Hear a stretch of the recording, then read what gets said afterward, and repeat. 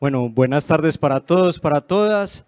Muy contentos de estar hoy aquí en las instalaciones de Ongoing, en EAFID.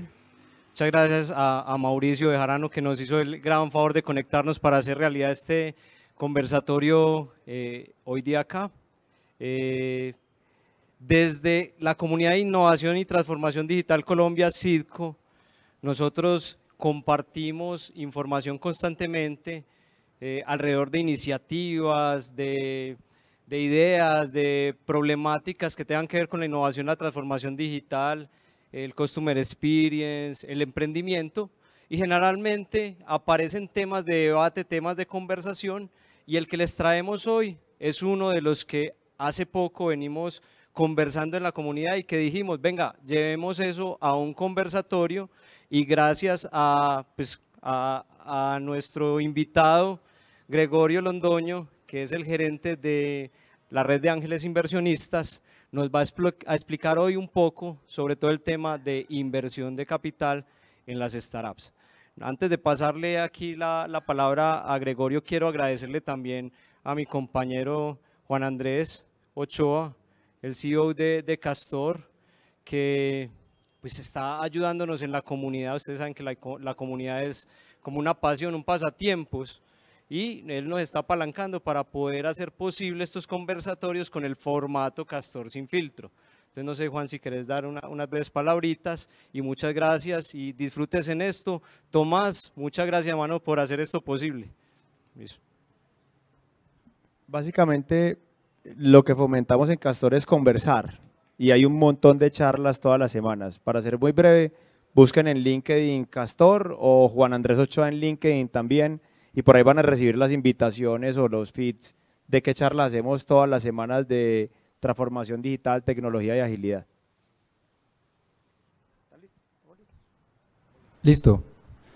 Bueno, buenas tardes. Muchísimas gracias a Caliche, a Juan Andrés, a Mauricio, a Tomás, a todos los que pues han hecho posible este evento. Inicialmente yo me había apuntado por una conversadita y se volvió una cosa pues muy grande, pero nada, bacanísimo.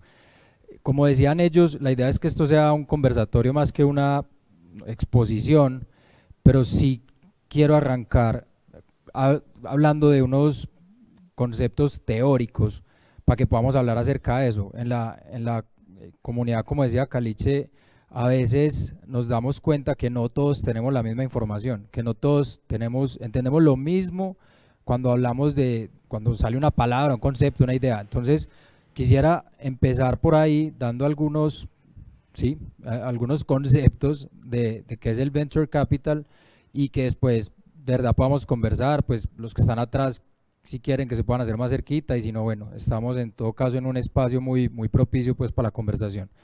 Entonces, primero voy a empezar de lo general a lo particular. Esa es como la forma en que yo siempre he logrado entender mejor las cosas, y de hecho hace poco no sé si vi o leí, que no sé si han visto que le preguntan a los maestros ajedrecistas y son capaces de repetir partidos enteros, pero no tienen ni idea dónde dejaron las llaves del carro, no saben dónde merca, no saben nada.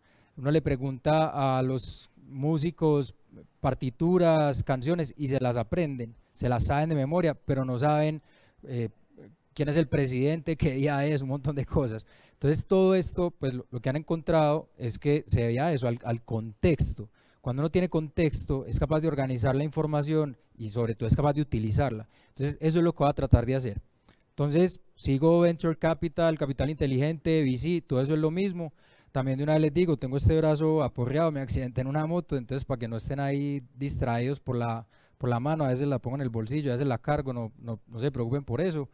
Y bueno, ahora sí empecemos. Entonces, primero, el Venture Capital significa algo distinto dependiendo a quién le estemos preguntando. Para un inversionista es una cosa, para un emprendedor es otra, e incluso para el ecosistema es otra. Ahorita voy a decir pues más o menos qué es para cada uno de ellos. Pero lo primero que quiero decir es que a veces y esta mañana pues estuvimos también en un desayuno aquí y volví a salir, como que el Venture Capital no es una medalla, no es el destino, pues no es a donde hay que llegar, no significa que mi empresa es mejor que otra. Es una, y aquí me adelanto un tris, para un emprendedor es una opción de financiación, es una posible fuente de financiación que puede que me aplique o no, dependiendo de las condiciones que vamos a hablar ahorita. Pero si no me aplica, no quiere decir nada, no quiere decir que soy un mal emprendedor, que no logré mi objetivo en la vida. Mientras uno tenga la compañía resolviéndole un problema a alguien, mientras uno esté en el mercado entregándole valor, está emprendiendo, es un emprendedor y está funcionando. Y mientras esté vendiendo, pues el mercado le está diciendo que efectivamente es valioso, con la venta se lo está diciendo. Entonces, primera cosa que quería como atacar directamente, esto no es una medalla, no es para separar los buenos de los malos, es simplemente una fuente de financiación que le aplica a unos sí y a otros no, y a los que no les aplica no quiere decir nada, no quiere decir que son menos que a los que sí les aplica. Lo otro que quiero decir es que le aplica a muy pocos, ya vamos a ver por qué también. Pero entonces, bueno, quería pues como ser muy claro, como muy directo, muy específico, no sé cuál es la palabra, muy concreto frente a esto. Pues esto no se trata de que todo el mundo tiene que levantar rondas, no se trata de que si no se levanta entonces uno no vale, para nada.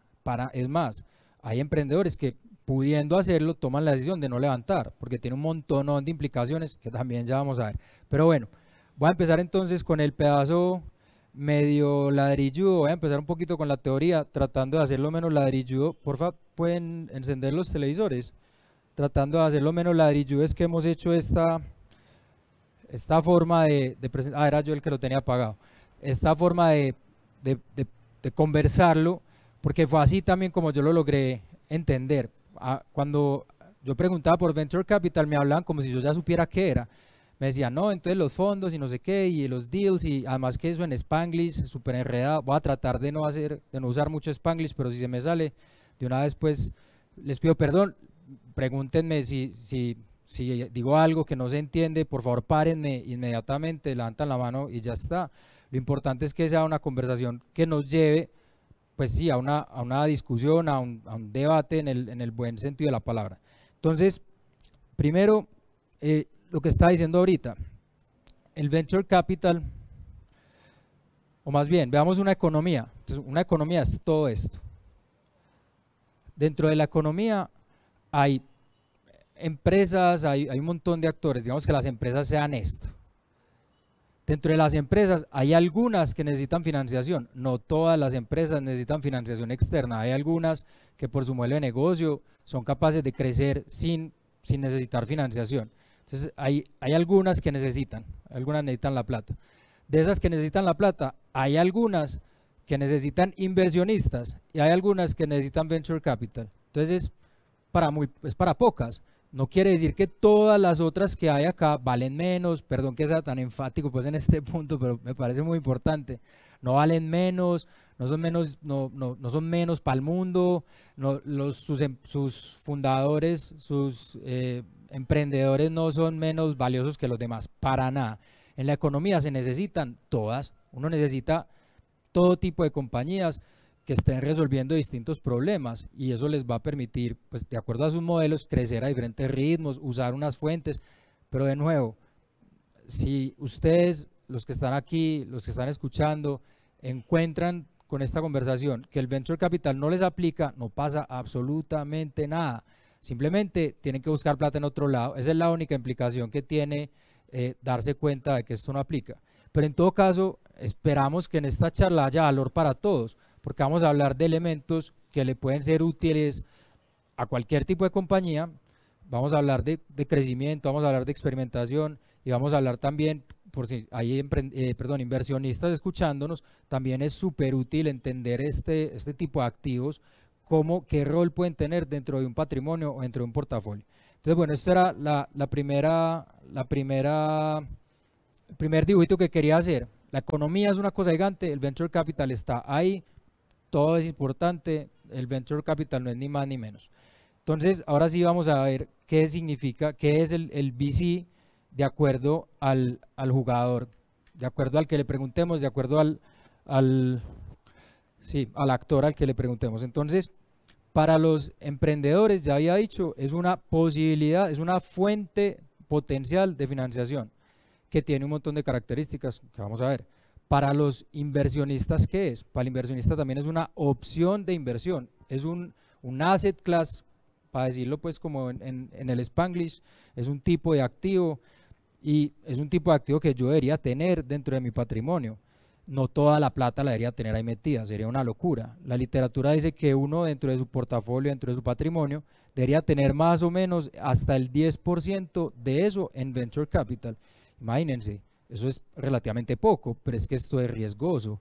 Cuando un inversionista pone la plata en una compañía de estas, está en paz con el hecho de que esa plata se puede perder. Pues entonces, de verdad, tiene que estar en paz, no puede estar metiendo una plata que él no pueda perder. Y muchas veces nos encontramos con inversionistas que cometen ese error, se emocionan y meten más plata de la que debía. Pero es un tipo de activo que yo debería tener dentro de una combinación de activos en mi portafolio. Es un tipo de activo que tiene unas características muy claves. La más importante es que es no correlacionado con los demás tipos de activos. Es decir, cuando el ejemplo clásico que le explican a uno de diversificación en la universidad es, usted vende tinto y vende helado. Si llueve, vende el tinto, si hace sol, vende el helado. Entonces usted siempre le va bien. Esa es una diversificación real. Ante condiciones del entorno, las dos inversiones funcionan, se mueven en sentidos diferentes. Esa es como una noción muy fácil de entender de diversificación. Pero entonces cuando yo empiezo a construir mi patrimonio personal o familiar, pues los family offices, incluso las empresas, entonces no, estoy súper diversificado, tengo 3 casas en vez de una, eso no, pues no hicimos nada, todas van a subir y bajar de precio igualito de acuerdo a las condiciones del entorno. El venture capital es relativamente, bueno no, iba a decir inmune, pero no es inmune como hemos visto últimamente, pero se mueve muy diferente al resto de los activos ante choques del entorno. Entonces, cuando yo tengo ese tipo de activo en mi portafolio, hago que mi portafolio aumente el valor esperado sin aumentar también el riesgo que está teniendo el portafolio. O sea, le hago trampa a esa ecuación básica de las finanzas que dice, si quiero más rentabilidad, necesito correr más riesgo. Si yo tengo una mezcla de activos que se comportan diferente, mi portafolio aumenta el valor esperado sin aumentar el riesgo. Para mí esa es una de las características más valiosas que tiene el venture capital. Además de esto, es altamente rentable. Cuando uno invierte en una startup, solamente en una startup, no en un fondo, en una startup, uno está esperando que esa compañía, uno como ángel pues, y bueno, los ángeles también, los fondos también tienen expectativas similares, uno está esperando que esa compañía se multiplique más o menos por 10 en 5 años, pero no es hoy por 10, es hoy a la 2 a la 10, o sea, es la potencia de 2, esa compañía se tiene que duplicar cada año. Obviamente, esta es una vara pues muy alta, pero es un ejercicio que nosotros siempre hacemos. Nosotros como ángeles invertimos en compañías que nos puedan estar, que sea posible, nadie nos lo puede asegurar, pero que tenga sentido ver que esa compañía se va a multiplicar por 10 en 5 años, por 20 ojalá en 5 años. El promedio de la industria en Estados Unidos, que es donde tenemos números de todo, de los fondos, es que un fondo devuelve 6 veces en 10 años. Eso es equivalente a 20% anual. Ese es el tipo de rentabilidad que tienen que entregar las compañías en las que vamos a invertir. Hablamos de veces porque es tantísima la rentabilidad que es como enredado hablar en términos de porcentaje. Además que como somos un poco más flexibles con el horizonte temporal, pues 5 años, 6 años, pero que sean 20 veces, 20x.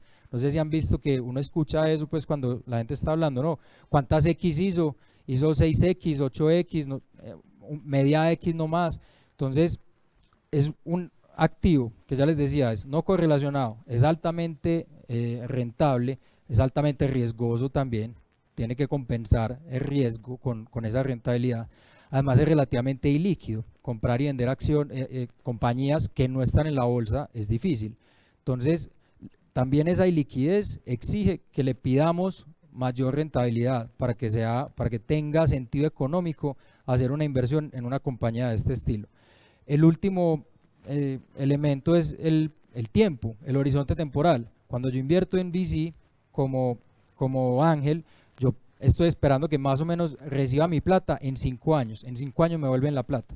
Esto también es relativamente ilíquido, pues incluso si yo tengo un apartamento lo puedo salir a vender, así sea mal precio, lo que sea, pero lo puedo salir a vender, puede ser sí, más fácil que una compañía que no esté en la bolsa.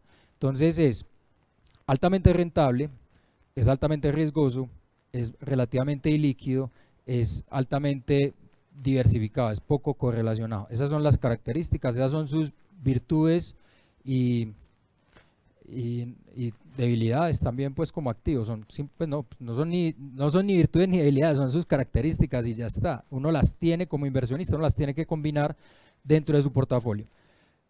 Yo la otra vez pensaba, hombre, es que los fondos cuando invierten están pensando que la mitad de las compañías se van a quebrar, la mitad de las compañías en las que invierten. Pero cuando uno ve las estadísticas de compañías que nacen y se mueren, esas son los mismos números. O sea, las empresas que reciben inversión de este estilo no son diferentes. Lo que pasa es que tiene una promesa de retorno mucho más alta y por eso le invertimos, porque tiene todo el sentido del mundo. Si yo les digo a ustedes, este caricellazo paga 100.000 pesos y este caricellazo paga 10.000 pesos, ¿ustedes a cuál le apuestan? Pues ¿cuál boleta compran? Si tienen la misma probabilidad de ganar, ¿a cuál le apuestan? Al que tiene un premio mayor. Esa es un poco la lógica detrás del Venture Capital. Bueno, ahorita vamos a hablar más de eso. Ahora vamos para el emprendedor. ¿Qué es el VC para el emprendedor? Ya decía, es una posible fuente de financiación que tiene un montón de condiciones y que tiene un montón de implicaciones. Pero rapidísimo, ¿por qué es valiosa? El Venture Capital es el único instrumento, el único activo, el único tipo de capital que es capaz de moverse en el momento en que lo necesitan las compañías de este estilo, en la magnitud que lo necesitan las compañías de este estilo, tomando el riesgo que implican las compañías de este estilo. Nadie más lo hace. Los bancos, algunos de ustedes seguramente en sus compañías ya generan ventas, pero van al banco, el banco les presta 20 millones de pesos. Ustedes necesitan 2.000 para crecer la planta, para crecer la compañía, para abrir Estados Unidos. Entonces el banco no es capaz, ni siquiera las fintechs son capaces. De hecho, pues hay muchas fintechs metiéndose a prestarle plata a compañías que los bancos no son capaces porque no las saben analizar. Pero las startups de este estilo son tan riesgosas que nadie más es capaz de meterse ahí, ni los bancos. Pues habrá ahí tal vez concursos, plata del gobierno regalada, pero nunca está en el monto que la necesita el emprendedor. Entonces, esa es la virtud de esta fuente de fondeo para los emprendedores, que son capaces, es capaz de movilizar el capital en el momento, en la magnitud y aguantando el riesgo que el Venture Capital exige. Igual, de nuevo, siempre hago la cuña, no aplica para todo el mundo, no pasa nada si a usted no les aplica, pero estas son las virtudes. ¿Qué tiene como contraprestación? Cuando yo decido irme por la ruta Venture Capital, desde la primera ronda estoy entregando participación de la compañía. Eso quiere decir que ya no puedo hacer lo que me da la gana. Tengo que rendirle cuentas a un grupo de personas, a un stakeholder, pues a un público que antes no existía. Antes yo hacía lo que me da la gana y ya, mi mamá me había dado la plata, mis amigos también, ellos no me friegan por eso, pero al fondo sí le tengo que responder, o al ángel sí le debería tener que responder. Entonces empiezo a perder un poco la libertad de hacer lo que quiera, pero si yo elijo bien, la gente que traigo no solamente me trae plata, sino que me trae conocimiento, me abre puertas, me ayuda un montón. Por eso se le dice Smart Money, Smart Capital, capital inteligente. Bueno, entonces, para el emprendedor, una posible de muchas fuentes de financiación con este montón de cosas buenas y malas de las que hablamos. Antes de entrar a la mecánica, que es la que termina definiendo un montón de las interacciones entre los actores, que la mecánica es como la forma en que la industria encontró para devolverle la plata al inversionista. En pocas palabras es eso. Muchas veces yo hablo con emprendedores y dicen, no, es que yo quiero un inversionista, necesito plata, listo. ¿Cómo le vas a devolver la plata al inversionista? Ah, no había pensado. Entonces, hay básicamente 3 formas en las que los emprendedores o las empresas le devuelven plata a los que les prestan plata. O le doy acciones, o le devuelvo la plata con intereses, o es un concurso. Esas son como las fuentes. Pues al banco le tengo que dar dividendos, a los inversionistas les tengo que devolver, tengo que hacer que sus acciones aumenten de valor, y hay otra fuente en el ecosistema que son los concursos, que son muy importantes. Pues lo que pasa es que eso lo acompañan a uno un pedacito no más de la vida de la compañía, después ya no son capaces tampoco, pero el concurso implica un montón de tiempo de parte del emprendedor, tiene que llenar el formulario como dice el concurso, tiene que ir cada no sé cuánto, hablar con el mentor, bueno, un montón de cosas. La de los inversionistas, yo les decía, al inversionista le doy o rentabilidad, le doy o dividendos, o le doy, perdón, dividendos no, le doy intereses, o le doy acciones, y tengo que hacer que sus acciones aumenten de valor, pero ahí también eso se divide en dos. Entonces, o el inversionista es capaz de esperar conmigo hasta que yo pueda decretar dividendos, pues tengo utilidades, las utilidades realmente están en la caja y no invertidas en un montón de cosas, como seguramente le pasa a todos ustedes, que el PIG muestra un montón de plata, pero esa plata uno no sabe ni dónde está en el balance, está metida en cuentas por cobrar, en inventario, en inversiones en activos fijos, en la nómina, en un montón de cosas. Pero bueno, no mentira, la nómina sí debería estar en el PIG. Pero el punto es, si yo no tengo claro, más bien, si yo quiero devolverle, retribuirle a mis inversionistas vía dividendos, eso implica que la compañía da utilidades, que las utilidades se pueden coger realmente, están en la caja y se las puede entregar a esos inversionistas. Pero entonces, si yo invertí, sí.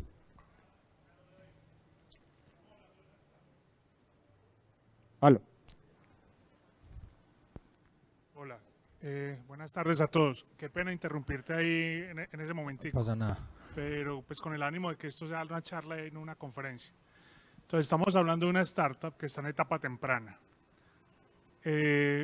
Generalmente dar dividendos en etapa temprana es una cosa pues, Eso no pasa. supremamente, si eso no pasa, todas las utilidades van a refinanciar la operación o a crecer la operación. Entonces ese pedacito es donde me quedé como en el aire. Clarísimo, yo estoy hablando como medio en el vacío, pues estoy hablando como súper teóricamente. Yo a alguien que me da plata le puedo devolver o intereses o dividendos, o le puedo ayudar a que cuando venda sus acciones, esas acciones valgan más. Esas son como las formas súper en el vacío.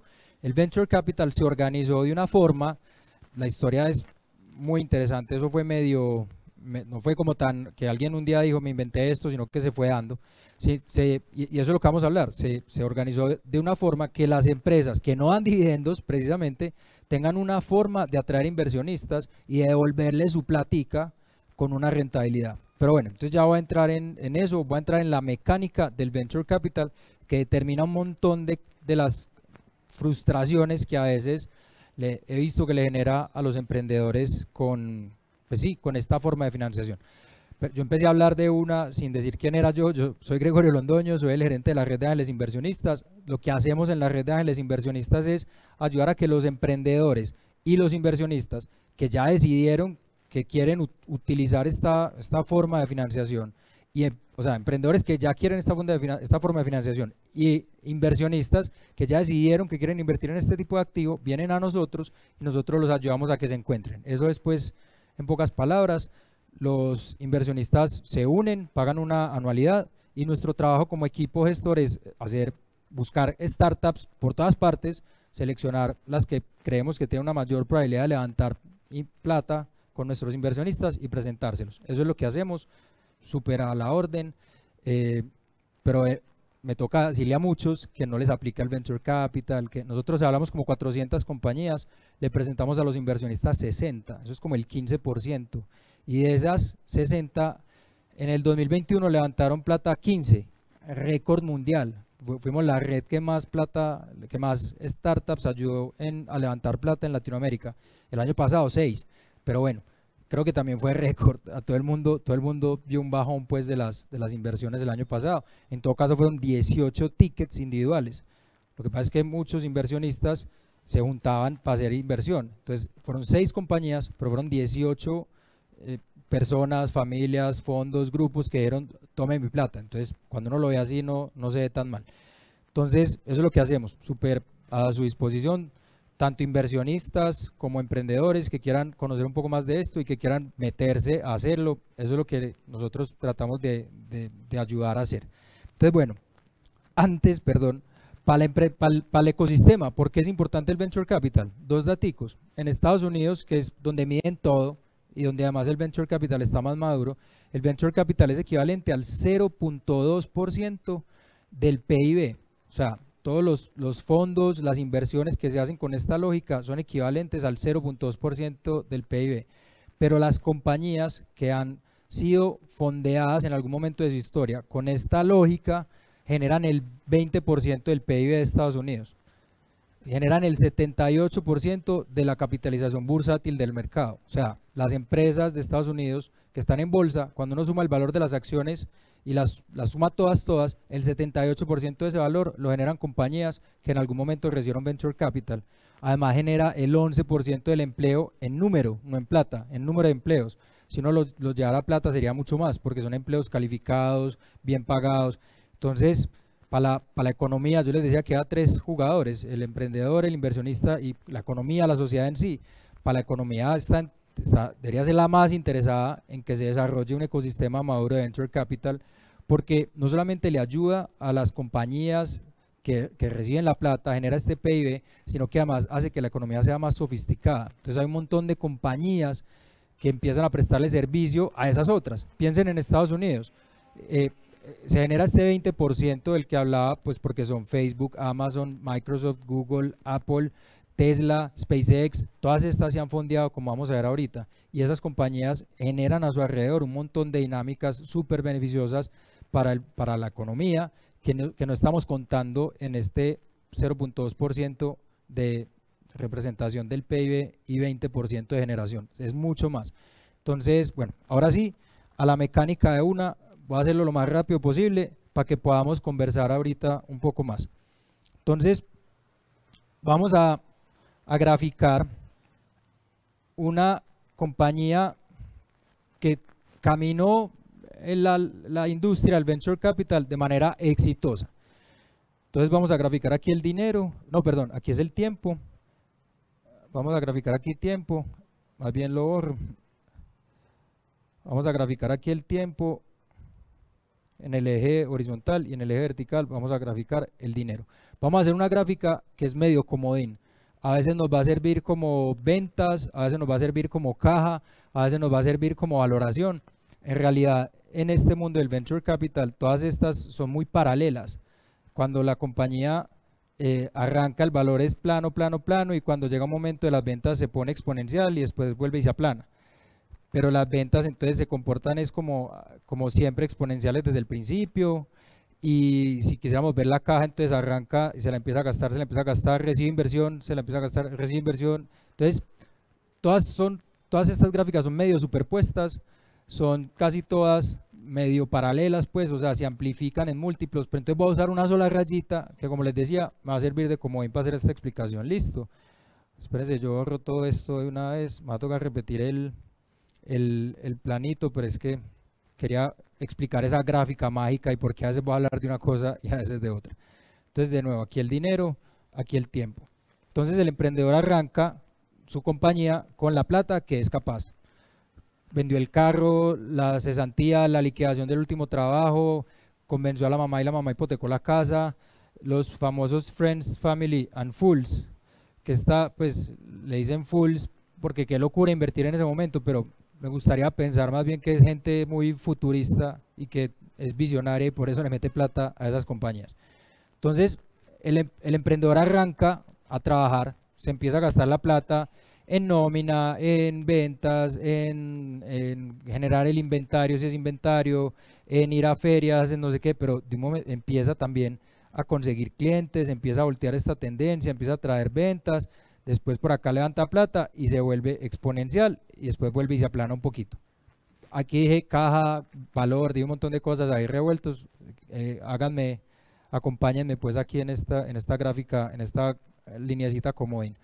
Las ventas en este periodo empiezan siendo muy chiquitas, pero si todo va bien empiezan a crecer, a crecer, a crecer, a crecer a una tasa de más o menos 10%, bueno, en realidad hasta 8.5% mes a mes.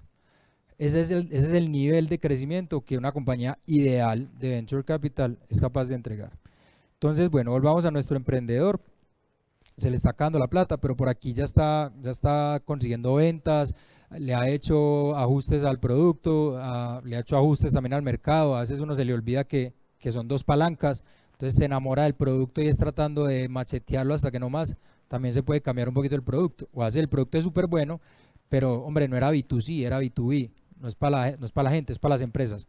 Eso pues nadie sabe, no hay una fórmula secreta para eso hay que hacer experimentos. Por eso yo siempre pienso que los emprendedores deberían al menos tener nociones del Lean Startup. Ese libro pues ya tiene como 20 años, pero sigue siendo súper importante. Lo que dice en últimas es, haga experimentos baratos para aprender muy rápido acerca de su mercado. Es lo que dice es, cuando usted está en esta etapa, su indicador más importante es como la unidad de conocimiento por unidad de tiempo.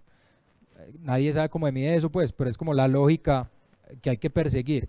Él hace el símil con la Lean Manufacturing, pues, con la manufactura esbelta, que era unidades perfectas entregadas por unidad de tiempo. Él dice unidad de conocimiento del cliente por unidad de tiempo. Entonces haga experimentos baratos, no hay que hacer el producto con una foto de mentiras, usted ya puede ir a tantear si eso sí se vende. Bueno, un montón de cosas que les recomiendo mucho. El caso es que cuando estas ventas empiezan a tener este crecimiento y esta tendencia empieza a cambiar, esa es una señal muy clara de que la compañía ha alcanzado algo que es como el santo grial, que es Product Market Fit. Ya tiene un encaje, la traducción literal es encaje entre el producto y el mercado. Eso es lo más importante. Ese es el momento, y es como, como la señal del cielo para decir, ya se puede invertir, ya se puede escalar, porque ya sabemos que hay un mercado que le fascina lo que nosotros tenemos. Nos lo demuestran las ventas creciendo a este ritmo, nos lo demuestran las interacciones en nuestra plataforma, nos lo demuestran un montón de cosas, pero el mejor indicador para nosotros son las ventas crecientes. Entonces, cuando ya tengo Product Market Fit, ahí me puedo animar a levantar plata. Claro, en realidad yo necesito la plata todo el tiempo, la necesito desde antes. Lo que pasa es que en ese punto los inversionistas están más dispuestos a entregármela. Esa es la verdad, pues. Y en mercados más maduros, los emprendedores levantan plata con una servilleta rayada, con el nombre, con el PowerPoint. Pero en Colombia todavía nos gusta mucho, y por la falta de un mercado más maduro, Los Ángeles, por ejemplo, nos podemos dar el lujo de esperar a que haya Product Market Fit. Nos podemos dar el lujo de pedírselo a las compañías antes de invertir. Entonces, llegué a Product Market Fit. Recuerden, a uno no le dan un diploma de Product Market Fit. Esto es una cosa que uno lee por la interacción entre la compañía y el mercado. A nuestros clientes les fascina nuestro producto, nos arrancan de la mano todo lo que somos capaces de producir, de servir, tenemos lista de espera, lo que sea. Si hay una encuesta por ahí que estuve investigando en estos días, no tiene mucha validación de pares, o sea, no ha habido una revisión, pues, o sea, sí, todavía ni siquiera tiene la revisión juiciosa aplicándole rigor académico que se le aplica pues a muchas teorías, pero se llama el Sean Ellis Test. Es un tipo que se inventó una encuesta que básicamente le pregunta a la gente, si mañana se cierra esta empresa, ¿usted cómo se sentiría? Creo que es el 40% de la gente dice, súper triste, mi vida sería peor, entonces usted está alcanzando Product Market Fit. Es un indicador diferente a solo las ventas, se llama, como les digo, Sean Ellis Test. Lo pueden buscar, o test para Product Market Fit, aparece de una. Entonces, bueno, tenemos Product Market Fit, ya puedo levantar, aparece el primer inversionista que supuestamente debería ser un ángel. En la práctica, a veces son fondos, a veces no revolvemos. A mí, por ejemplo, me encanta invertir después de los fondos, porque los fondos tienen un equipo dedicado 100%, metió un ticket más grande que el mío, hizo una debida diligencia más rigurosa. Entonces, a mí me encanta después de los fondos, y en Colombia se puede hacer. Pero, en teoría, Los Ángeles vamos primero, y después empiezan a llegar los diferentes fondos. Entonces, el fondo, el VC Fund 1, el 2, el 3 y así sucesivamente. Yo ahorita voy a hablar de por qué se parte esto en rondas, porque vienen en secuencia. Pero bueno, aquí llega la primera plata, después llegan otros fondos. Por acá, cuando esto ya se empieza a aplanar, normalmente la compañía o sale a la bolsa haciendo, en inglés, una IPO, en español es una oferta inicial de mercado, en inglés pues Initial Public Offering, sale a la bolsa, pues es como la forma coloquial de decirle, o es adquirido por un gran jugador estratégico. Dos ejemplos fáciles: Facebook salió a la bolsa y después Facebook compró a Instagram. Pero todo el mundo quiere hacer necesita hacer un montón de plata para que esto tenga sentido. Este último que entró, que le vendió a la bolsa o que le vendió a un estratégico, también está esperando multiplicar por 5 o por 10 su inversión. Entonces, por eso somos tan exigentes con el crecimiento, y ya va a dar otras implicaciones de eso. Pero bueno, este es como de un brochazo el camino de un emprendedor. Levanta plata como puede, alcanza Product Market Fit, empieza a levantar, sale a la bolsa o sale o es adquirido por un gran jugador estratégico. ¿Esto por qué se parte en diferentes rondas? Porque el emprendedor no llega desde el principio y dice, hey, ¿sabe qué? Deme toda la plata que necesito. ¿A quién se le ocurre eso? ¿Por qué puede pasar? ¿Qué pasa si yo me traigo toda la plata que necesito? Bueno, lo que pasa es que acuérdense que esta gráfica es un comodín. Mi compañía en este momento vale esto. Mi compañía vale $1 millón. Si yo ya sé que para llegar hasta acá necesito $100 millones y me consigo a un loco que me da los $100 millones, mi compañía vale $101 millones. Los 100 son de la inversionista y yo tengo $1 millón. Entonces, de un plumazo, entregué el 9% más o menos de mi compañía a un inversionista. Ningún emprendedor quiere hacer eso y ningún inversionista en realidad quiere que eso pase. Cuando yo invierto, yo quiero que el emprendedor se mate, se siga matando por esa compañía, sigue siendo de él. Yo le ayudé con un poco de plata, con mis conocimientos, mi experiencia, mis conocidos, mi networking, pero yo necesito que él siga sintiéndose el dueño, tiene que tener la carne en el asador. Entonces, lo que pasa, haciendo una super simplificación, es que el emprendedor se imagina,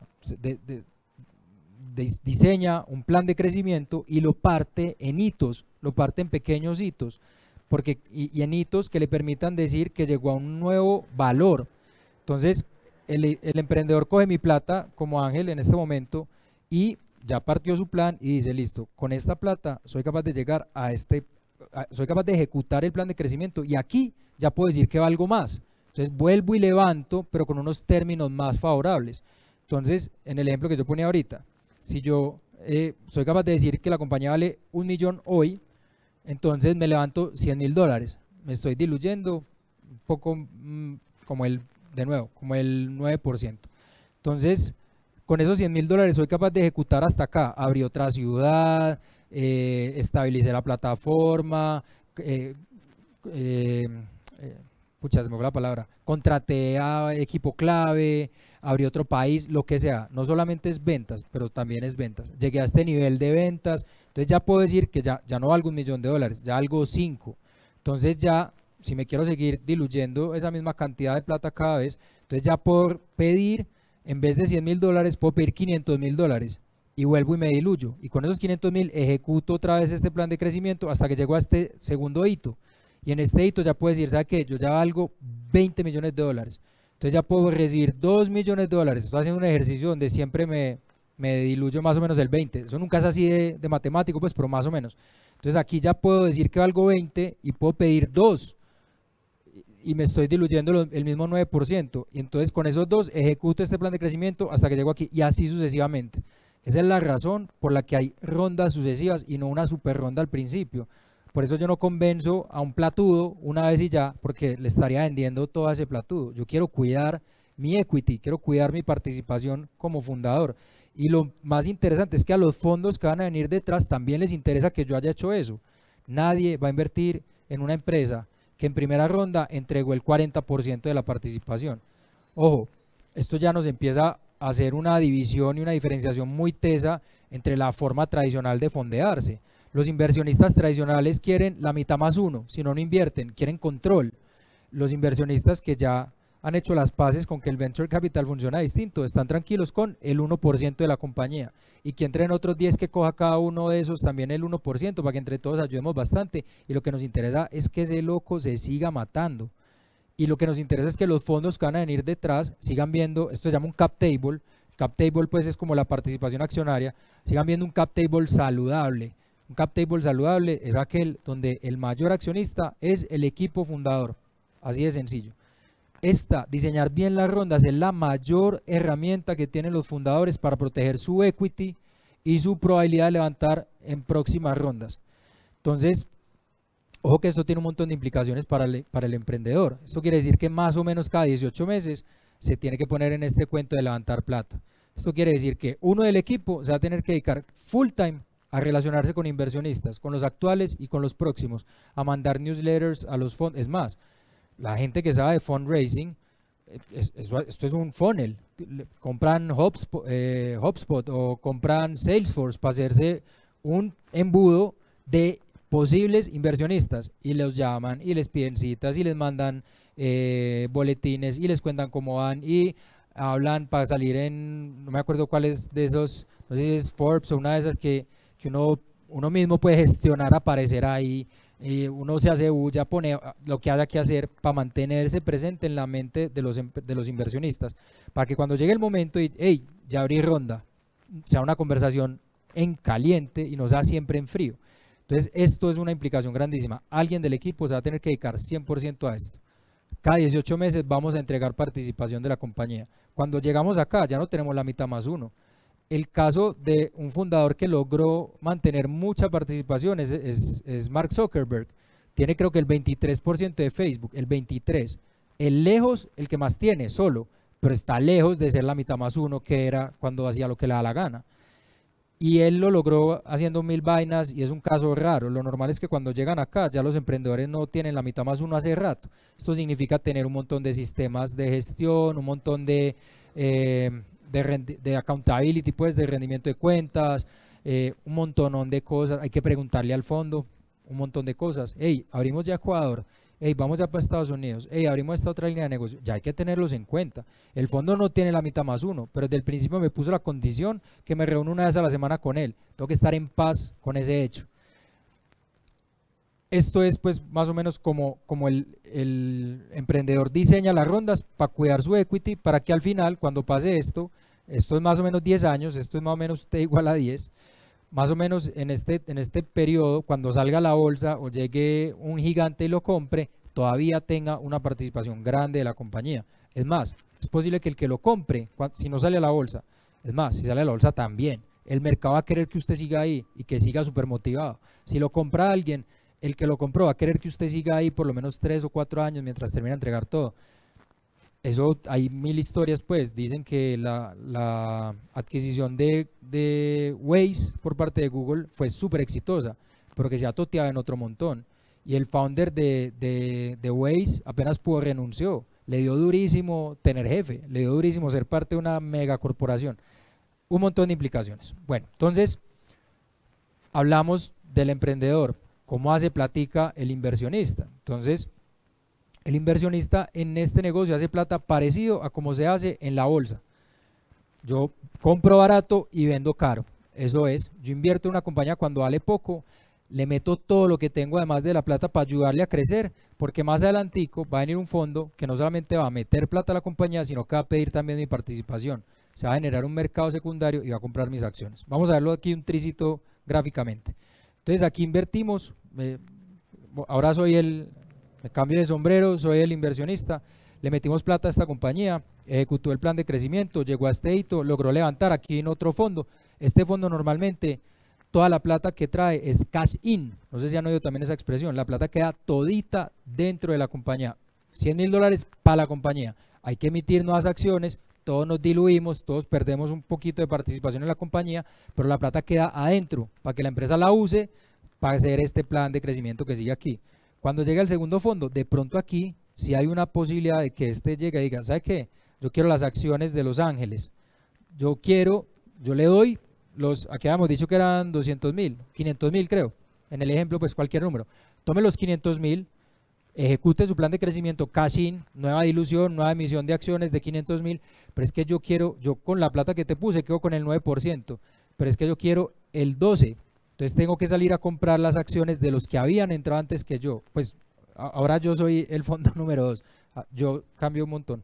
Entonces ahora soy que quiero tener el 12, por decir cualquier número, entonces se genera un mercado secundario, hay un cambio de manos de acciones, este loco sí saca plata, pero esa plata, hay un pedazo que no le entra a la compañía, le entra a los inversionistas iniciales.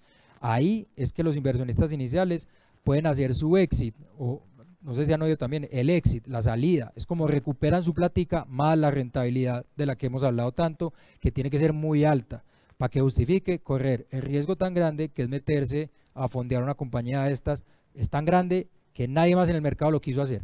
Dale.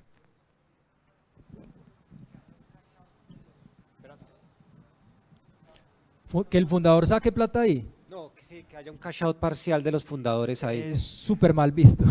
Súper mal. No pasa casi nunca, no pasa casi nunca, pero En ninguna proporción, quiero decir, nada pequeñito.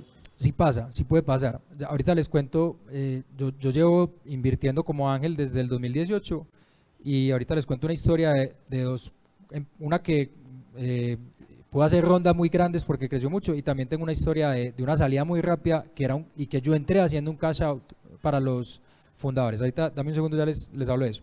Pero entonces, bueno, aquí quería escribir una ecuacioncita medio inventada por mí, muy sencilla, que es cómo hace plata el inversionista en Venture Capital. Tiene que maximizar esto.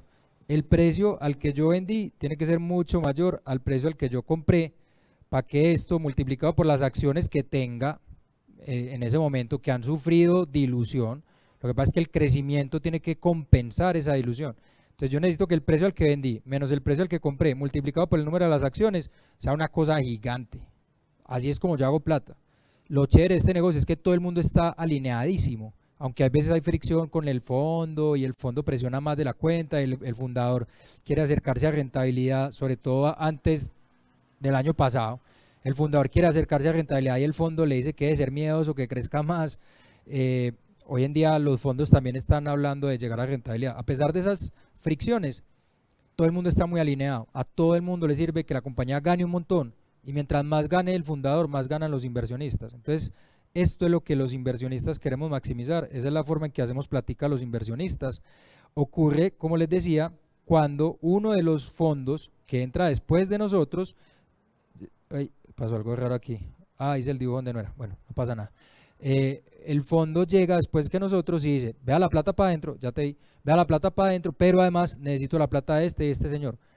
Historia dura, otra cosa con la que hay que hacer las paces, uno como inversionista firma una cláusula donde dice que si el fundador cree que ese es un buen negocio, uno no puede bloquearlo, uno se obliga a vender sus acciones y esa es una de las historias que les quería contar, pero primero hay una mano por allí. No, respecto al cap table inicial, para los inversionistas que es atractivo, o sea, que la dilución sea de solo los founders o también senior advisors o el tema de los primeros empleados. Eso es súper teso. Como una regla más o menos es que por ronda la compañía nunca se diluya más de 20%, o a la 15, 17%, la compañía. Un cap table atractivo. No, pues mientras más tengan los fundadores, mejor. Pero entiendo lo que vos decís, a veces uno arranca y de una vez está entregándole acciones a algunos empleados o algunos asesores. Por ejemplo, en mercados maduros pasa mucho que se hace un stock option pool, un SOP en la ronda A.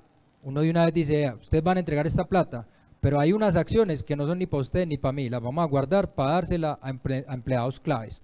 Pero decirte como un número mágico, el único que medio sé que existe es no diluirse más del 20% en cada ronda. A veces Los Ángeles hacíamos un daño horrible porque no sabíamos y nos encantaba negociarle durísimo al emprendedor y coger cada vez más participación del emprendedor. Nos tirábamos las rondas de ahí para adelante. Nadie quería volver a levantar. De hecho, es una de las razones por la que el modelo de Company Builder está medio en crisis. Company Builder es que una gente que entiende mucho del mercado dice hay que hacer una empresa así, la arranca, después contrata un fundador y lo pone a que lo opere, pero entonces el que más participación tiene es el Company Builder, más que el fundador. Ya después nadie le quiere meter plata a eso. Entonces el cap table es súper cuidadoso. Uno podría hacer un curso entero de cómo cuidar el cap table. Yo no sería el profesor, no sería el indicado para eso, pero es un tema súper importante. Entonces, bueno, les hablaba de esas cláusulas que uno firma, se llaman dragalón. Es que si el fundador dice, yo necesito recibir esa plata, ese man para recibir esa plata necesita cobrarle las acciones, se la entregas ya, pues o sea, y eso no puede ser dramático ni siquiera, uno desde que entra, uno sabe que se está comprometiendo a eso.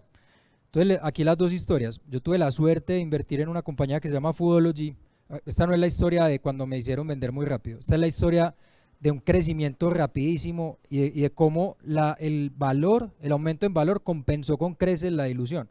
Entonces yo invertí en Foodology cuando valía como 13 millones de dólares, invertí 20 mil dólares, éramos por ahí 50 personas, hicimos una vaca para poder conseguir esa plata, para poder invertir, yo no tengo esa plata pues, entonces invertimos 20 mil dólares en Foodology, habíamos conseguido 40 y Foodology dijo, quiero que ustedes entren, pero quiero que mucha más gente entre, si les sirve, les recibo 20. Y uno es como que, pucha, me maté levantando estos 40, listo, hágale, ¿cuál a los 20? Pero no solo, entonces le entregamos la plata cuando valía 13. A la siguiente ronda, el valor antes de recibir la plata era 70 millones.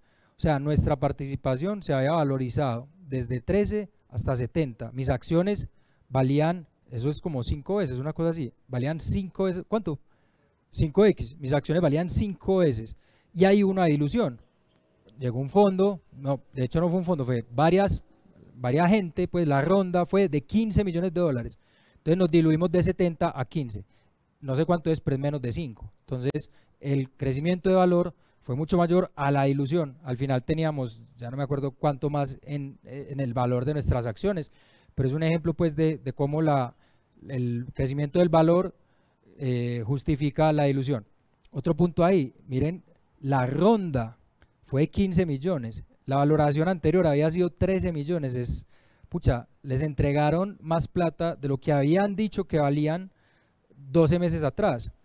¿Qué pasó en ese tiempo? Pasaron de tener 4 cocinas a 40, pasaron de un país a 3, pasaron de 40 empleados a 500, pues o sea, lograron un montón de hitos de valor y tenían un ingreso promedio mensual de, ya no me acuerdo, 400 mil dólares, un número así pues gigante. Entonces, a eso es a lo que uno le apuesta. Listo, nos vamos a diluir todos de aquí para adelante, no pasa nada, mientras el crecimiento del valor de mis acciones justifique el valor que van a perder por la dilución. Ahora sí, el tema de cuando me obligaron a vender. Nosotros logramos, bueno, que también es un ejemplo de cash out. Los emprendedores de ERCO, en un momento ellos mismos habían inyectado mucho capital a la compañía y se habían endeudado con todo el mundo y quedaron con sus finanzas personales aporreadas. El único inversionista que había en ese momento era el fondo de EPM. Entonces ellos fueron al fondo de EPM y le dijeron, estamos, pues ya nos casamos, ahorita esta mañana también hablamos de la vida del emprendedor en paralelo con la vida de la compañía. Ellos ya cuando hicieron eso, cuando se endeudaron con todo el mundo eran solteros, ahora estaban casados, querían empezar a tener hijos, no sé qué, le dijeron al fondo, déjanos vender un poco de nuestra participación, la nuestra, va a haber un cambio de manos en las acciones, no va a haber cash-in, no va a pasar nada con tu participación, simplemente vamos a traer unos inversionistas nuevos y vos los tenés que autorizar. El fondo de EPM dijo que sí y caso raro, excepción a lo normal, eso fue semilla, en ronda semilla hubo un cash out chiquito para los emprendedores y ahí fue que nosotros logramos entrar. Un fondo no hubiera podido entrar, casi seguro. Los fondos, muchos por su reglamento interno no pueden hacer inversiones para cash out. Toda la plata que entregan es cash in, pero Los Ángeles, como podemos hacer lo que queramos, si pudimos meter esa platica. ¿Qué pasó? A los 2 años, ERCO disparado, EPM, quiero más participación de la que tengo, meto la plata de esta ronda, pero además necesito las acciones de esos locos que han entrado antecitos que ustedes. A mí me informaron, pues no me, no me dijeron, ve Grego, es que, qué pena, nada, hey Grego, tenés que vender de una, hicimos 3.2x en 2 años, eso es 78% creo, 73, ya no me acuerdo si 73 o 78, pues una TIR del 73% anual. Nunca hemos hecho un negocio así de bueno en la vida, pero no hubiéramos querido salir, nos hubiera encantado seguir ahí unos años más porque veíamos que la compañía iba a seguir creciendo. Pero bueno, ejemplo de cash out raro, ejemplo de que lo obligan a uno a vender. Ustedes no se imaginan las conversaciones que a mí me tocaba tener, que me toca tener todavía con los family offices que no entienden de esto, pues que apenas están empezando por mi familia. Eso pues uno meter plata en una compañía que va a perder plata por diseño 10 años. Una compañía que no genera flujo de caja, entonces ¿cómo se valora? Y además de que pierde plata, no genera flujo de caja, dicen que vale un montón de plata. Y además tenés el 1% de la compañía. Además no funciona el gobierno corporativo, porque no tiene asamblea, no tiene junta, no tiene nada. Y si tuviera, vos tenés el 1% y los locos del equipo fundador tienen el 98%. Eso es un rayo muy bravo cuando uno está analizando con la mentalidad de inversiones tradicionales. ¿Qué tiene que hacer uno?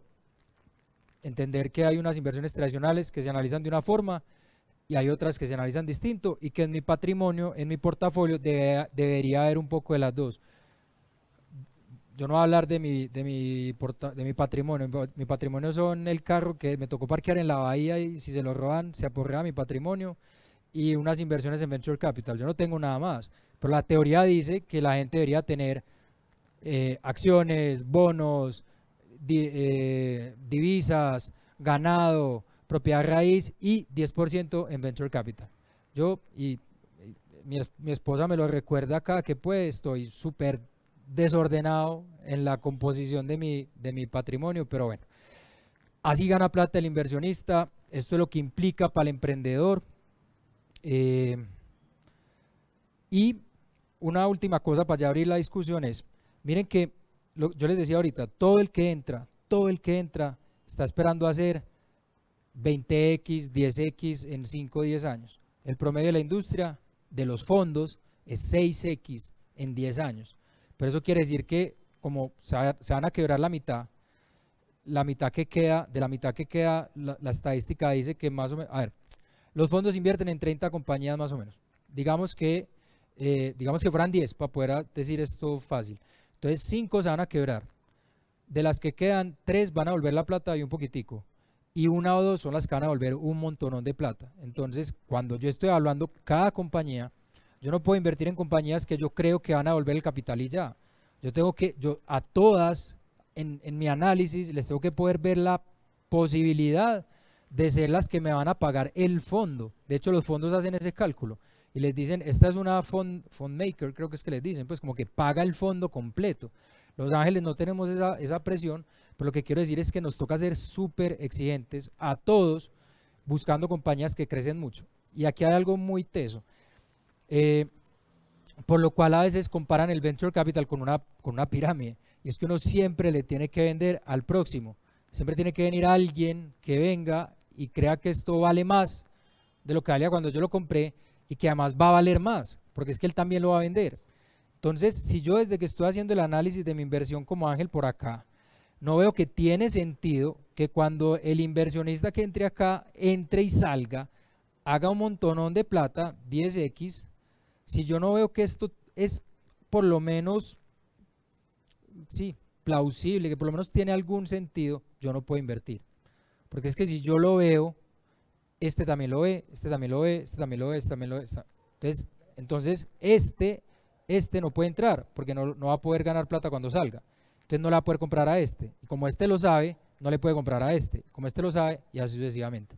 Entonces yo, que soy el primero que invierte, que soy un ángel, que pongo nada, en proporción a lo que va a levantar esa compañía después, tengo que ser igual de exigente que el que entra por acá. Tengo que ser más exigente. Tengo que poder ver que todos van a ganar la misma plata o más que yo. Y si no, no puedo invertir.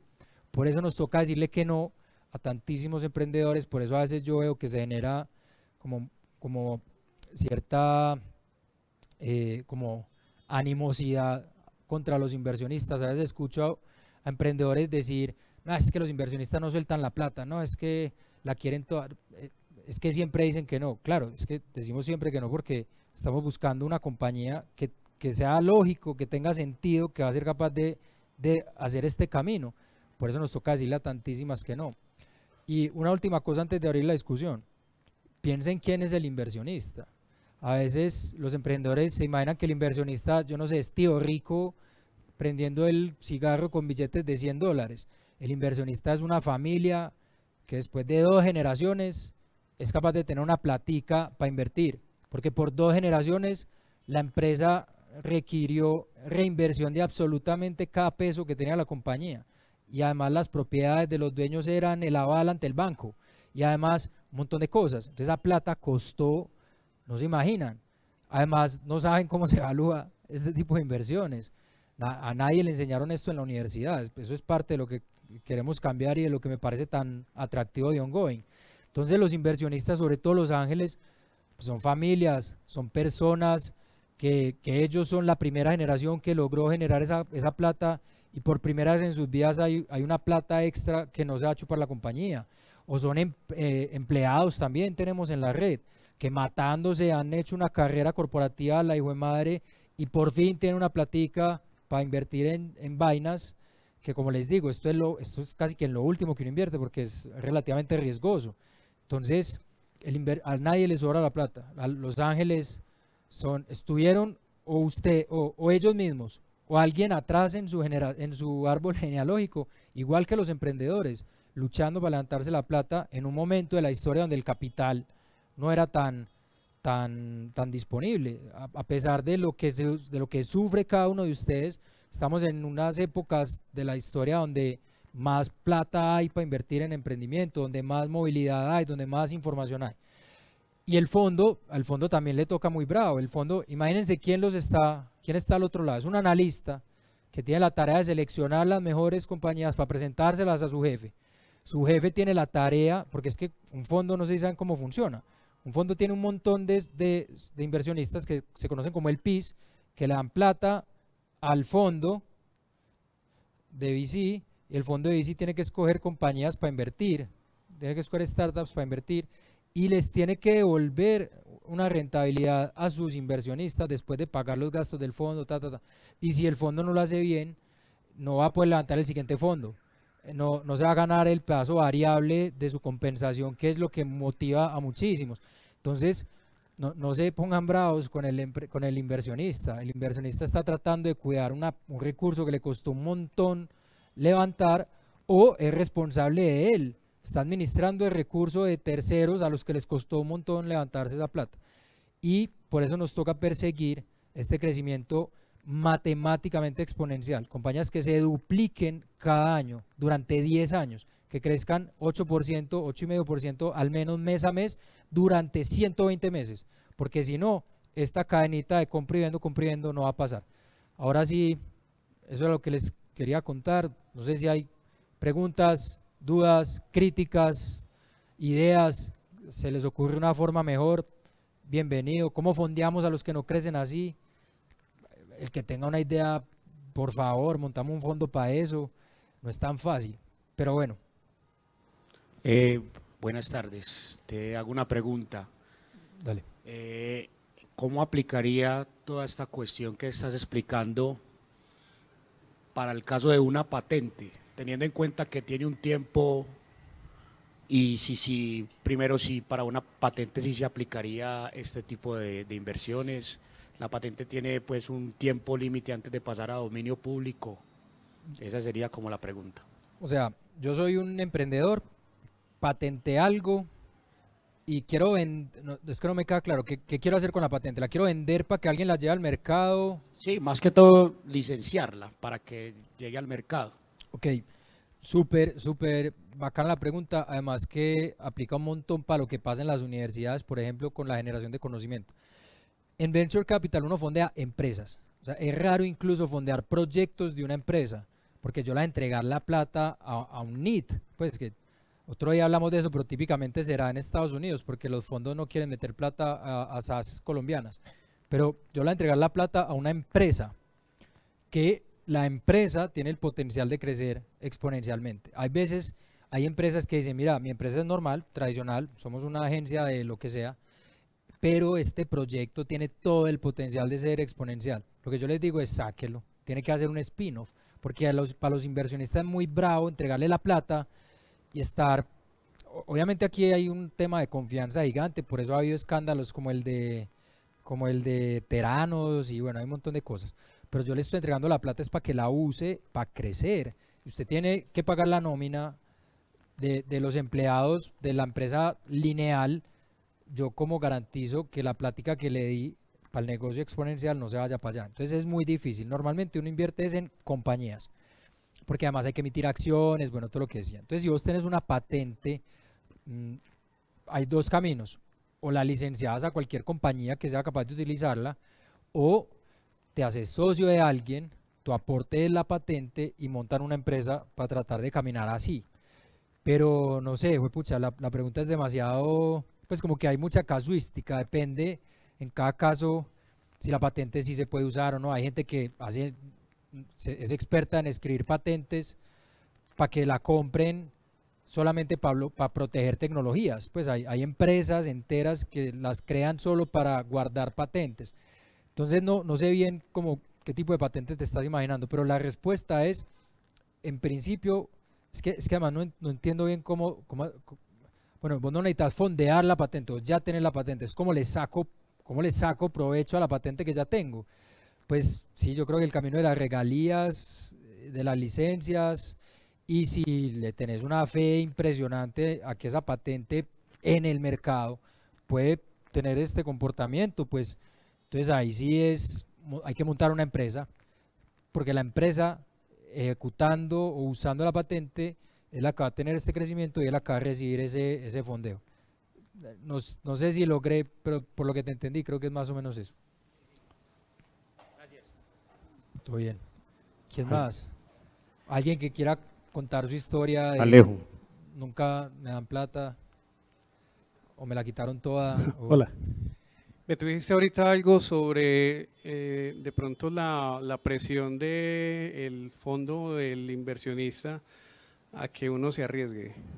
Entonces cuando uno es como de un corte más tradicional en el que cuida la rentabilidad y se mete en este cuento, es normal que me hagan olvidar de mantener la rentabilidad para poder crecer ese 10% mensual. Sí. El fondo tiene una presión muy grande de saber rápidamente vos cuál sos. ¿Vos sos de los que va a devolver el fondo entero o sos de los que va a devolver el fondo y ya, pues la inversión y ya, o sos de los que se va a quebrar? Necesitas saber rápidamente vos cuál sos para saber en cuál va a enfocar sus recursos, a cuál le va a ayudar a conseguir otros inversionistas, a cuál, etcétera, etcétera. Entonces, lo mejor que puede hacer un fundador es saber que esto se trata es de esto. Y tomar la decisión con todo el conocimiento de me meto o no me meto. Yo ahorita decía, el Venture Capital es una posibilidad de una fuente. O sea, yo como fundador lo primero que tengo que pensar es, ¿a mí me aplica o no me aplica? Yo podría tener este crecimiento de 2 a la 10, yo podría duplicarme cada año durante 10 años, ¿podría? ¿Sí o no? Sí, la pregunta siguiente es, ¿quiero? Pues, ¿me quiero meter en esa vaca loca? A veces no hay pregunta, a veces es eso o nada, pues porque se necesita tanta plata o a mí me impulsa es llevar mi solución a tanta gente, porque yo he visto que hay como varios tipos de fundadores. Unos que quieren la plata es porque, sobre todo en Latinoamérica, que las startups resuelven problemas de verdad. Aquí pues una de las startups más valiosas del mundo es TikTok, pues seguramente un psicólogo nos dirá que resuelve unas necesidades súper profundas del espíritu humano. Pucha, pero en Latinoamérica necesitamos que la gente coma, tenga luz, llegue al trabajo. Entonces en Latinoamérica es muy bacano ser inversionista porque por lo menos a mí me gusta que con mi platica se resuelvan problemas así. Entonces hay fundadores que quieren fondearse rápido, es para poder impactar un gentío y ayudar a un gentío. Hay otros que quieren crecer rápido, vender rápido para montar la próxima. Hay otros que quieren hacerlo para retirarse e irse a pescar. Y no juzgo a ninguno, yo no sé yo cuál sería, de pronto el último. Pero lo que te iba a decir es que a veces el modelo de negocio exige este nivel de capital, entonces en realidad no tengo opción de decir sí o sí no, pero si la tengo es clave que sepan en qué se están metiendo, pues, porque vuelvo y digo, no son ni más ni menos emprendedores por levantar o no levantar, pero si levantan que sepan de qué se trata, porque es horrible uno meterse y encontrarse con que el fondo no era lo que uno esperaba, con que el Venture Capital le pone presiones que uno no quería, pero sí pasa eso, sí pasa que el fondo quiere saber rápidamente vos cuál sos y para eso tiene que ver si puedes crecer, pues porque es que va a tener que crecer muchos años. Y sobre todo en el mundo pre-invierno de las startups, en el 2021, eso era crezca y como así que rentabilidad, deja de ser vago, crecer, reinvertir más, como no me interesa un pepino el bottom line, pues es el crecimiento era el rey. Ahora ya muchos dicen como que "Ey, no, vení, acerquémonos a rentabilidad". Pero a tu pregunta sí pasa, y mejor que lo sepan y mejor que estén en paz con eso si se quieren meter en esta vaca loca. Por allí. Que en todo caso fue muy entretenida, sobre todo. Hola, mira, te quería preguntar, no solamente es buscar solamente como la cantidad de dinero para fondear una empresa, sino el quién, eso es lo que llaman el smart money, cómo Clarísimo. uno busca esos buenos inversionistas que se adecúen a lo que uno necesita, cómo los encuentra uno. Preguntándole a los que han recibido plata de esos inversionistas. Esa es la mejor forma y es relativamente fácil. Pues los emprendedores nos llevan una ventaja muy grande a los inversionistas en eso, es que se ayudan un montón. Pues si no, no se explica que sin haber un mercado de capitales desarrollado en Colombia haya startups que son unicornios, que abren países, que levantan plata. Eso pasa porque los emprendedores se ayudan y se enseñan un montón entre ellos, y la reputación es todo en este negocio. Si vos coges fama de que sos un fondo no founder friendly, los founders, pues a algunos les tocará recibir tu plata, pero siempre que puedan van a preferir no, porque eso se riega la ola y se llaman, se preguntan, se escriben por LinkedIn, pues como es la teoría, uno está a 6 conocidos de cualquier persona en el mundo, entonces preguntando de la mejor forma. ¿Qué más? Yo te quería preguntar el racional de los follow-ons, pues primero preguntarte si en la red lo han hecho y segundo, o sea, ¿cuál es la métrica que se debe seguir a la hora de hacer ese follow-on en una startup? Hace poquito vi un video, una nota de un loco que dice que no debería haber follow-ons. Follow-on es, yo metí plata en la ronda semilla de tu compañía y en la ronda A también. Entonces dice, ese es un follow-on. Y muchas veces los fondos, desde que se estructuran, dicen, vamos a hacer no sé cuántas inversiones iniciales y después vamos a hacer más o menos la mitad en follow-ons. Pues entonces, pero el follow-on es una ronda más grande, en una valoración mayor, entonces es más plata. Entonces dicen, somos un fondo de 100 millones, vamos a invertir 30 en tickets iniciales y 70 en follow-ons. Ya no me acuerdo bien, pero hay como una medio regla también. Pero eso es un follow-on, pues, como doblar, poner más plata en la misma compañía. El follow-on sería tratar como una inversión inicial. O sea, de aquí para adelante la compañía tiene este upside, como es esa posibilidad de ganancia, perdón, eso es un upside, la posibilidad de ganancia, como esa posibilidad de ganancia versus las otras opciones que tengo, independientemente de si son mi primera inversión, mi segunda, mi tercera en esa compañía. Ese debería ser el racional. ¿Qué tiene bueno el follow-on?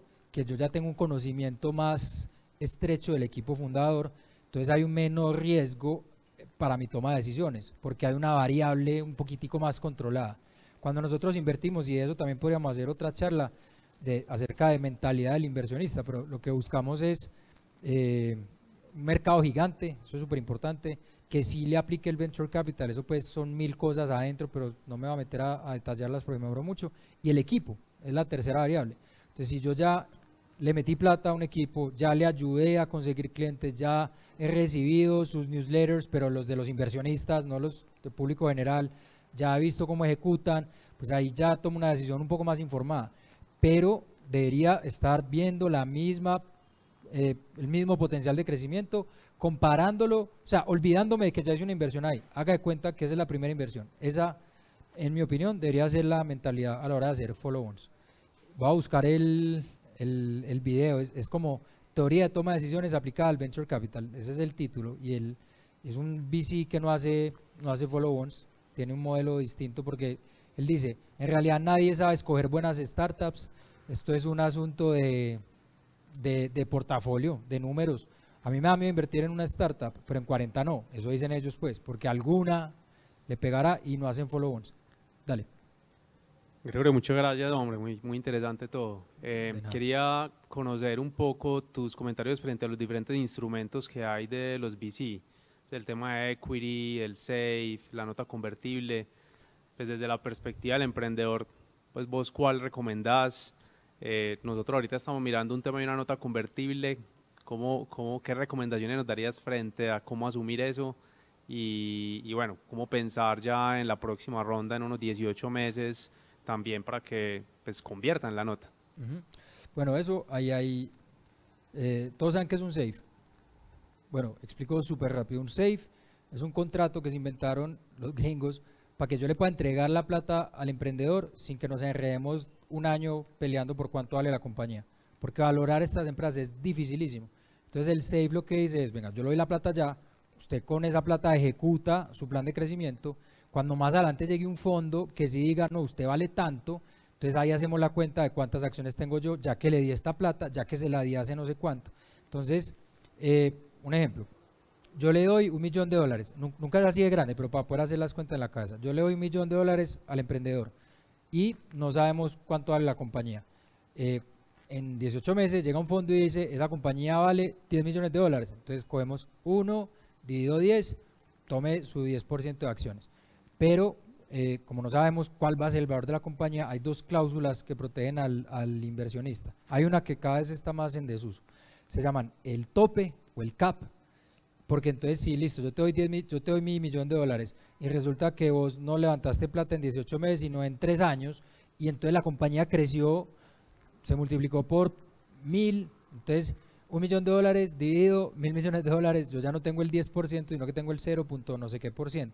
Entonces, para protegerme de esa dilución tan brava, lo que hacemos es que decimos, listo, independientemente de lo que diga el próximo, pues del precio que le pongamos a la compañía, tu cuenta, tu cálculo de cuántas acciones te vamos a dar, siempre va a tener en el divisor máximo este número, 10, por ejemplo. Entonces, el cap es 10, le entrego la plata al emprendedor, el emprendedor ejecuta súper bien, llega a un fondo y dice, la compañía vale 20.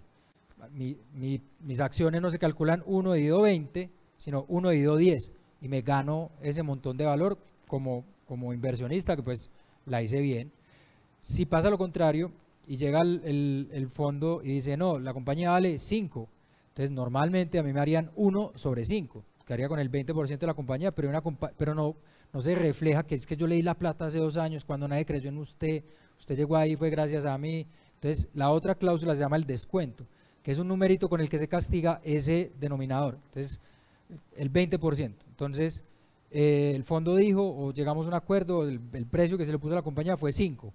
1 normalmente sería 1 dividido 5, ¿sí o qué? 20%. Entonces hacemos 1 dividido 5 castigado por el 20, entonces 5 por 1 menos 20, o sea, por el 0.8, entonces queda 1 sobre 4. Entonces en vez de yo quedar con el 20% de la compañía, quedo con el 25%, porque se me reconoce que di la plata antes, que corrí más riesgo, que no sé qué.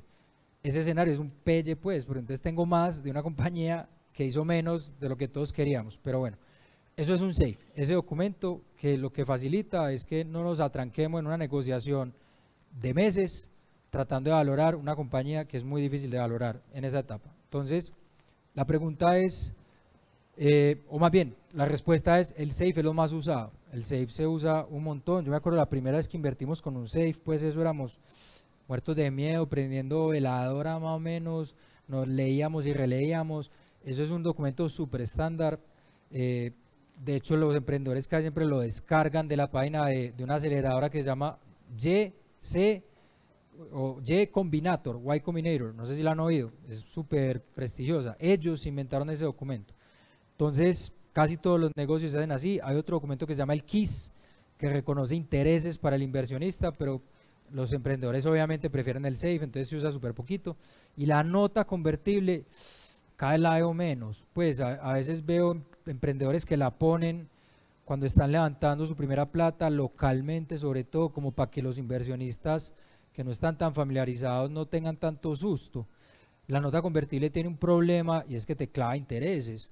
Entonces el inversionista, que esa es otra cosa, el inversionista, hombre, ¿por qué se quedan con tanto? ¿Por qué son tan exigentes? Porque es que estamos de últimos con vos, pues cuando damos la plata al inversionista, si se quiebra el negocio y queda algo, que casi nunca queda nada, pero si queda algo, le pagas a los proveedores, le pagas a los empleados, le pagas al gobierno y nosotros estamos ahí al lado tuyo en la fila de últimos. Cuando es una nota, yo me salto un puestico en la fila, porque además depende de las condiciones de la nota, las notas no son estándares. Hay unas notas en las que el inversionista decide si quiere acciones o la plata más los intereses, en un momento dado que también se especifica ahí. Si yo fuera emprendedor me parece muy miedoso, pues uno ahí con la caja bien estresada y que un día se cumpla el tiempo, porque haces el tiempo, o se cumpla algún hito y un loco pueda llegar a decir, hey, dame la platica, me parece difícil. La deuda es muy, no se ve mucho en etapa temprana, pues los bancos no les prestan y precisamente porque los emprendedores quieren a alguien que esté dispuesto a correr el riesgo con ellos y pues están dispuestos a recompensarlos con acciones por eso. Entonces la nota no la veo tanto. Si me estás preguntando qué hago, la cojo o no la cojo, no soy capaz de responder con la información que tengo, pues tendría que sentarme a ver. También les digo, la plata más difícil de conseguir es la primera. Si hay un inversionista ranchado en que es nota y ustedes se tienen fe o no está la condición, porque hay veces le dicen nota convertible, pero en realidad en estos días me ofrecieron una. Era nota convertible que siempre convierte. O sea, en realidad yo no tenía opción de pedir la plata más los intereses. Entonces yo decía, pues, entonces, ¿por qué no me das de una vez las acciones? Y me decían, porque queremos que en el estado financiero siga apareciendo como una deuda. O sea, era un rollo extraño. Pero la nota, yo he visto que a los family offices les gusta porque se les hace menos extraña, pues ya han hecho algún negocio con eso alguna vez en la vida, pero para el venture capital no sé, seguramente también yo seré un producto de mis tiempos y la primera inversión que, bueno no, la primera que fue ERCO fue equity de una vez porque pues con EPM se puso un valor, pero de ahí para allá creo que todas las hemos hecho con Safe. Eso es un enredo porque además a veces hacen extensiones de ronda, entonces no llega el liquidity event, pues que es el trigger, a ver, en el Safe se dice cuándo eso va a dejar de ser una promesa y me van a dar acciones, pues me van a mandar un certificado de acciones y aparezco en el libro de accionistas. A veces pasa que ponen, los emprendedores se demoran para llegar a ese hito, o a veces ese hito incluso pues es una ronda de no sé qué tamaño y los emprendedores lo que hacen es pequeñas extensiones, entonces entregan safes con distintos caps, por ejemplo. Eso a veces es un enredo, pues cuando se ejecuta, eso a veces ya nadie sabe, pues se demoran un montón desenredando con cuánto quedó cada uno de los inversionistas. Pero lo que yo he visto es que es el método más usado, en mi experiencia es justo para ambas partes. El inversionista toma un riesgo mayor que el emprendedor, pero pues la promesa es, o sea, ¿cuál es la contraprestación? Que entonces es más difícil tomar la decisión de inversión, pero al final tendremos una recompensa mayor también, pero bueno. Esas aceleradoras que invierten como a participación fija, por ejemplo Platanus que invierte al 7 y aún así hace firmar un SAFE, ¿eso cómo funciona? Porque si el SAFE, pues la idea es que se ejecute después. Eso lo inventó también Y Combinator. Y Combinator recibe miles de aplicaciones al año, entonces era un problema ponerse a definir el valor de cada una de esas compañías, así fuera para poner el tope del SAFE. Entonces lo que ellos hacen es que aseguran su participación de entrada, dicen yo tengo un 7, eso es una cláusula que es como una especie de antidilución que la pueden exigir solamente inversionistas en una posición muy fuerte de negociación. La verdad me corchas un poco porque no sé de ahí para allá, entonces ellos tienen el 7 pero todos los demás inversionistas van con SAFE o el SAFE es con ellos también, no sé bien. Debe ser precisamente para que nunca quede fijo el valor de la compañía. O sea, firmamos un SAFE, pero entonces la cláusula es distinta. No es que cuando sepamos cuánto vale, dividimos lo que vos diste y esta es tu participación, sino cuando sepamos la compañía cuánto vale, este va a ser el valor de tus, o estas van a ser las acciones que vos vas a tener, porque sí o sí te tenemos que garantizar el 7. Debe ser un safe con unos ajusticos distintos, pero me imagino que es algo así, pero no sé, debería averiguar. Bueno, yo te pregunto algo, Grego. Aquí hay varios amigos de la comunidad que son emprendedores. Por allí estamos hablando con Alejo de ICRA, mañana tiene una cita con unos inversionistas. Vos hablabas ahora de que más o menos se sientan a conversar con 400 startups para escoger 60, fue que te entendí el número. Eso soy, pues nosotros que somos red de 400, presentamos 5 al mes a nuestros inversionistas, entonces son 60 al año, pero después los inversionistas son los que deciden, yo no decido por nadie, o sea, al final las que reciben inversión son menos de las 60. Entonces, no sé si todos los emprendedores sabrán cómo el proceso de sentarse a conversar con la red de ángeles inversionistas para presentarles, por ejemplo, su startup. De una, ya les digo, pero antes una cosita ahí de los números, los fondos en Estados Unidos como que devuelven el 98% de los decks, pues un deck es la presentación que le mandan a uno como para ver si uno invierte o no. Entonces devuelve, pues o sea, sí, no invierten en el 98% de las compañías que evalúan. No quiere decir que el 98% de las compañías no levanten, hay otro montón de fondos. Entonces un fondo dice que no y otro dice que sí. Por eso hay que hacer todo ese trabajo tan grande de armarse una base de datos casi que de CRM con inversionistas pues y mandarle comunicaciones y todo el tiempo. Bueno, ¿cómo es nuestro proceso? En la página angelesinversionistas.com.co hay un pedacito donde pueden llenar un formato y hay una persona del equipo dedicada 100% al deal flow, pues le decimos nosotros, a generar esa selección de startups. Entonces ahí les vamos a pedir que monten su deck, él revisa los decks y les da una retroalimentación. Si eso no está pasando, me cuentan, porque nuestra idea es que cualquier interacción, sea para decirles que no en cualquier etapa o para ayudarles a recibir inversión, sea de valor. Entonces casi siempre tratamos de decirles no por esto y esto, no andate para este otro lugar del ecosistema que aplica más para tu tipo de negocio. Cuando estés aquí, volveme a llamar. Pues siempre tratamos de que el no venga acompañado de una solución, pues de alguna vaina que genere valor. Entonces Sebas, que es el analista, lo que hace es que revisa las presentaciones, da la retroalimentación, hace un primer filtro, después él y yo nos sentamos, revisamos.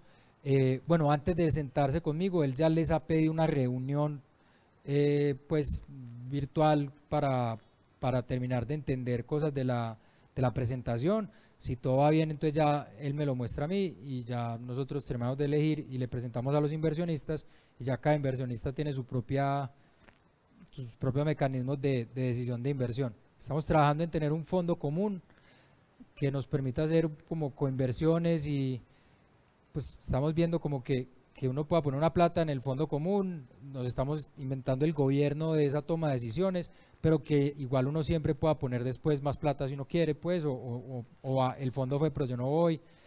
Lo que quiero decir es que nosotros llegamos hoy por hoy hasta presentarlos. Entonces los invitamos a una reunión donde vienen máximo 5 startups, presentan en 5 minutos su compañía, después hay 5 minutos de preguntas y después nosotros les pedimos a los inversionistas que nos llenen unos formaticos donde nos dicen con quién quieren tener un segundo acercamiento y les mandamos un correo a los emprendedores que son, para no volvernos a nosotros el cuello de botella, además porque los emprendedores son mucho mejores ejecutando que los empleados y los emprendedores se encargan de tener reuniones ya, pues de buscar reuniones con esos inversionistas y nosotros estamos ahí a la orden para lo que sea.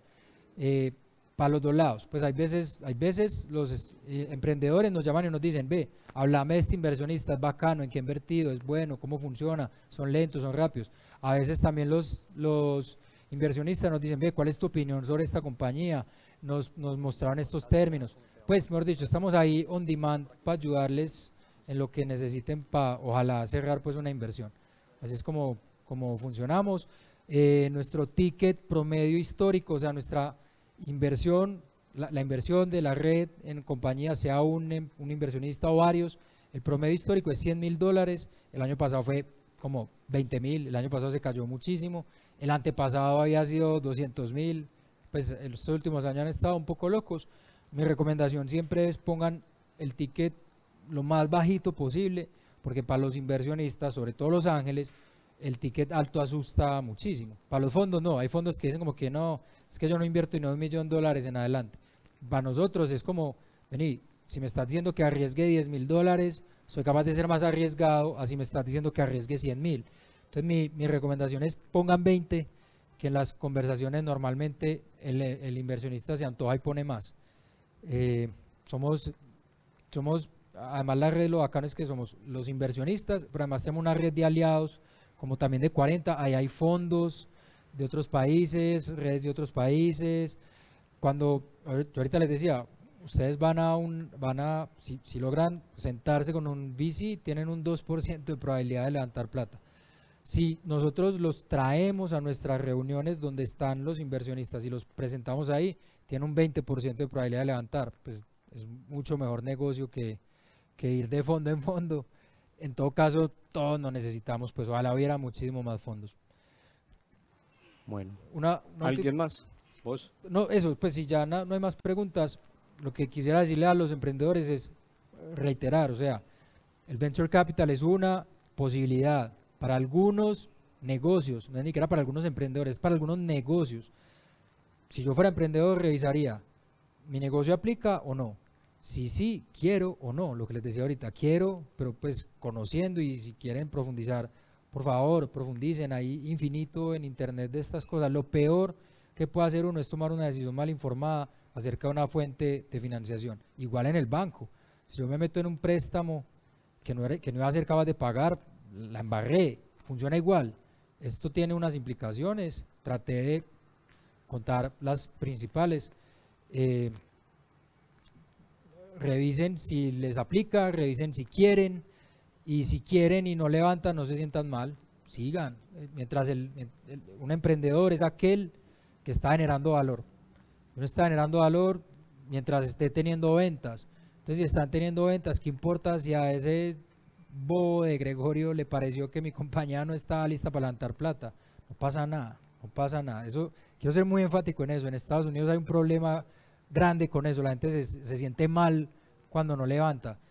No pasa absolutamente nada, son igual de valiosos para la sociedad, tienen toda mi admiración. Yo admiro exagerado a todos los emprendedores, simplemente no les aplica esta fuente de financiación, es la única implicación. De resto son unos monstruos, sigan adelante, sigan con su compañía, y si tienen una plática por ahí, vengan, inviertan con nosotros también, eso protege el capital. Las inversiones son en Estados Unidos la mayoría, en Delaware, también nos tocó hacer un curso de cómo se hace eso, y nada, para adelante a sus órdenes en la red de ángeles. Diego, tu red social seguramente muchos querrán hablar un poquito también con vos. No, es mi red social, tengo un desastre, pues, tengo ahí un montón de solicitudes, las manejo súper mal. Lo mejor... No, también WhatsApp lo tengo hecho un desastre. De Ángeles. No, la red social, en LinkedIn de una, Gregorio Londoño, pero ténganme paciencia, o pregúntenle a un conocido y me escriben por WhatsApp. También ténganme paciencia. Yo de verdad quisiera poder dedicarme a conversar y ya, pero me toca hacer otro montón de cosas. Pero súper a la orden, pues Caliche queda autorizado para dar mi WhatsApp. Ya dije, no lo doy directamente, pero Caliche queda autorizado. Y no, de verdad, aunque me demore, trato siempre de responder. Y lo otro es, lo importante es que hoy tal vez fue como el primer contacto con la información sobre Venture Capital para muchos. De nuevo, hay mucho, con Ongoing vamos a tratar de hacer algo, con la Cámara de Comercio vamos a tratar de hacer también como un curso. Hay aceleradoras, incubadoras, los emprendedores sí que saben moverse por el mundo y no dejarse pues como restringir por la geografía, pues hay mucho, y bueno, no, lo importante es que siempre estén súper convencidos, orgullosos de lo que están haciendo, pase lo que pase con las fuentes de financiación. Bueno, no, queda solo agradecerte a ti pues por el espacio, por querer compartir. De eso pues el espíritu que hemos tenido en la comunidad, compartir, agregar valor. Yo creo que muchos de aquí se van a ir pues sabiendo un poquito más. Yo creo que este es un mundo que necesita un poquito más de estudio, muy chévere, matriculado porque vamos a hacer la versión podcast de Castor Sin Filtro. De una. Y nada, agradecerle a todos que estén pendientes, que la idea es mes a mes conectar con temas de interés, con temas que nos agreguen valor y con personas así como Gregorio que les gusta compartir y conversar. Entonces, muchas gracias para todos. Gracias otra vez a AFID que nos abrió el espacio aquí en Ongoing y nos veremos pronto, aquí seguiremos. Claro que sí, muchas gracias a ustedes